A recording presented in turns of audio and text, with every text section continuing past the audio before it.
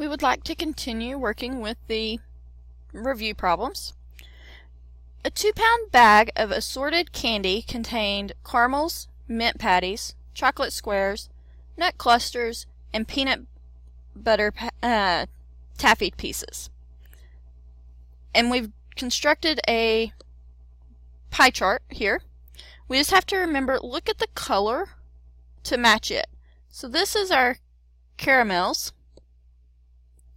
This is our mint patties.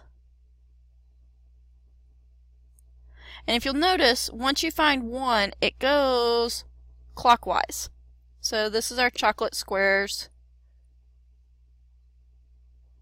This is our peanut butter taffy. And this last one is our nut clusters.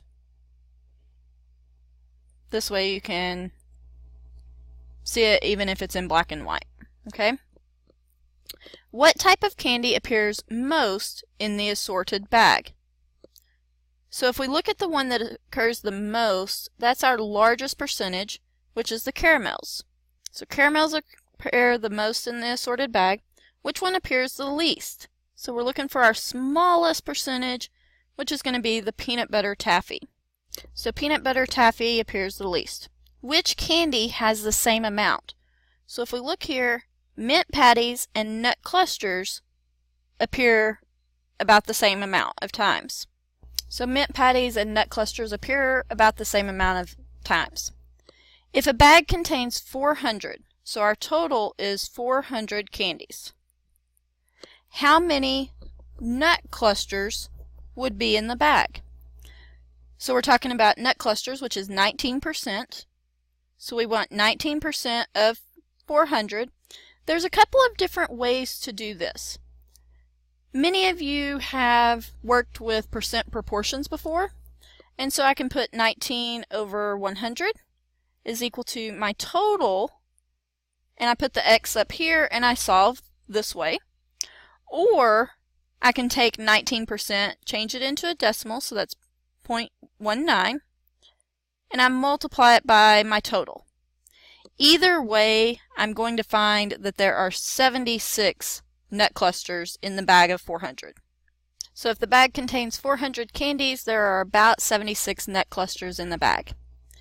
If a bag contains 200 candies, so we have a total of 200 candies, how many more caramels would be in the bag compared to the peanut butter taffy?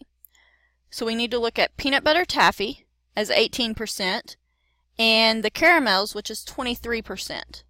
So the caramels, 0.23 times 200, that's going to give me 46 of those candies. And then the peanut butter taffy was 18%, so I'm going to have 0.18 times 200, which would give me 36. And I want to know how many more caramels than there are peanut butter taffies, so I take 46 minus 36, and I get 10 more caramels in the bag. So if the bag contains 200 candies, there are about 10 more caramels than peanut butter taffy pieces. Okay, number 20. The number of home runs that Mark McGwire hit in the first 13 years of his Major League Baseball career are listed. We want to construct a stem and leaf plot for this data. So recall that we have the stem, then we have the leaf. So I see that some numbers have single digits and other numbers have double digits.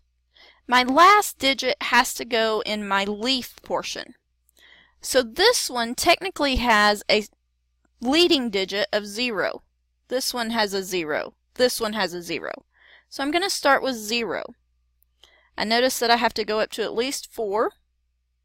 2, 3, 4. So I'm going to go ahead and put a 3 here. I'm going to put a 9 here. I'm going to put a 2. I'll put a 3. Then I'm going to put a 9. On the 22, I'll put it on the 2 stem. 42.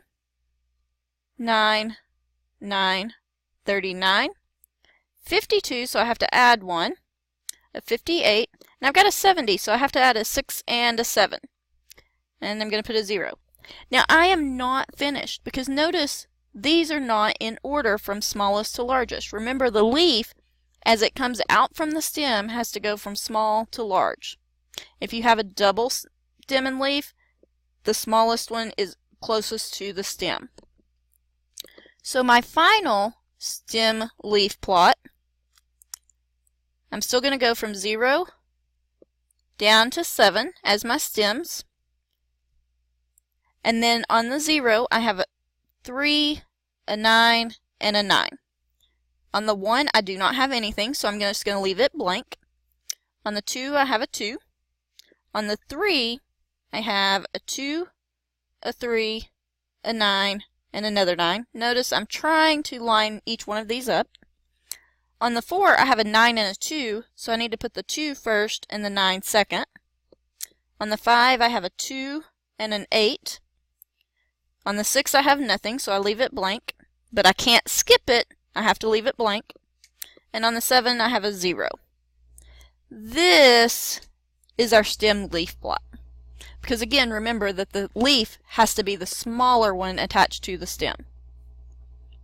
Okay, so go back and review any of these topics that you still are not understanding very well, and then let me know if you have any questions.